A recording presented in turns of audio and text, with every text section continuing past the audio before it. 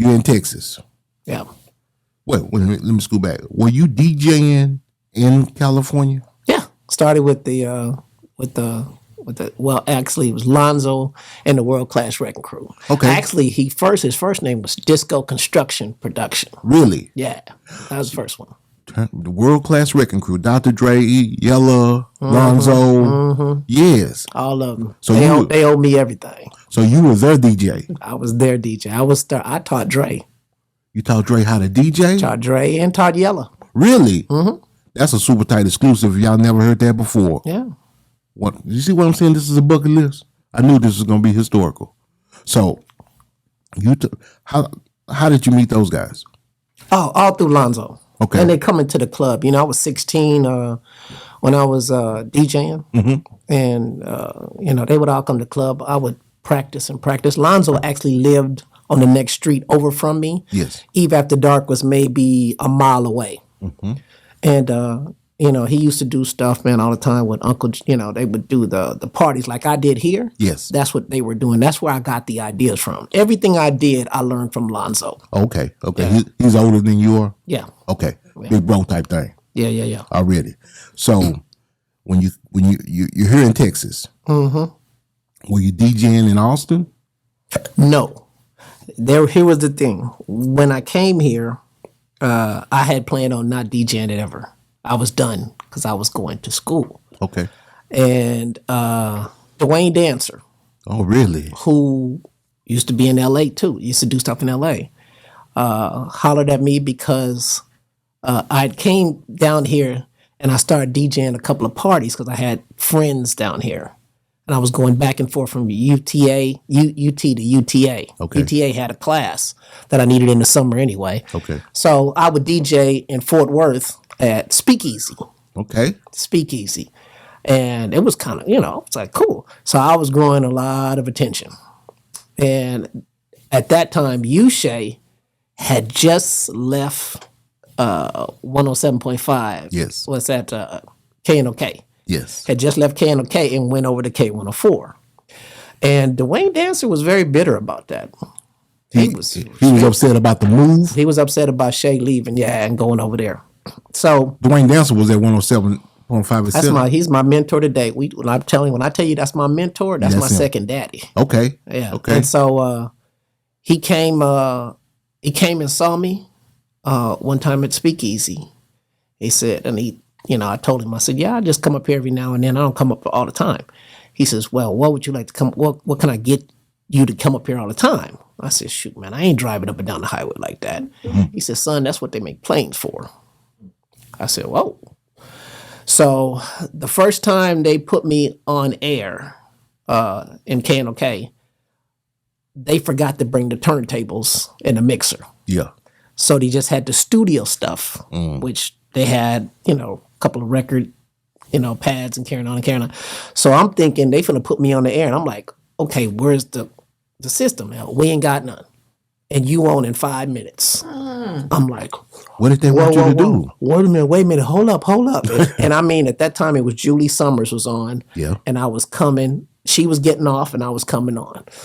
And I'm like, okay, what am I do? So I'm starting thinking real hard. So I took the rubber mats off the turntables, put on a piece of paper, cut them real quick, put the paper down, grabbed me a couple of coins, taped it down on the needle, and I scratched with the knobs. Wow. That was my first. And so the next day, the owner of the station said, what do you need? He says, that was the best thing I'd ever heard. I said, well, you ain't heard crap yet. That was hard to do it with knobs. And that was very hard, but it went off very well. So the next day, they got me a system, put it all in there, and it went from there. And then at that time, it was Quinn Eccles was my dog. He's actually my fraternity brother, too. Oh, really? Sigma, right? Yes, sir. Phi Beta, blue to my heart. Oh, yeah. Yeah. My mom was a Zeta. Hey, there you go. Yeah, hey, mama. I like mama. There you go, mama. So Quinn Said, hey man, I'm gonna get you some tables because I was gonna buy some. He says, no, let me get them because Quinn was promoting me at the time. I didn't know Quinn was pimping me, but Quinn was promoting me, you know, because they didn't want me. They didn't want me in the streets yet. They didn't want people to see me because the buzz had taken off really, really good. Yeah.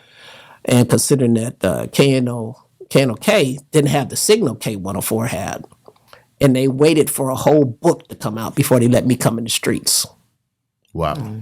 Yeah, so when the first book came out, it came out at 16.5. And you know, in a 16.5 in a book Yes. with a weak signal, K104 was like, what the hell happened? So the radio station come back to me after the first book and say, man, what do you want? And so I said, what do you mean, what do I want? And they said, what do you want? Dwayne Dancer, man, as much I love my brother. When I tell you that man look out for me. Yes. That man look out for me. He says, Rock, hey, we gonna give you a little bit more money. I said, okay. I didn't know nothing about no damn ratings. Excuse me for cussing. I didn't know anything about it. I didn't know anything about no ratings. You know, then he hit me. He says, man, every 10th of a point is $100,000. I said, excuse me? You say what? Right. A 10th of a point, not a point. No, 10th of a point. Yeah. Is equivalent to $100,000 in revenue. Yeah. I said, ooh, okay.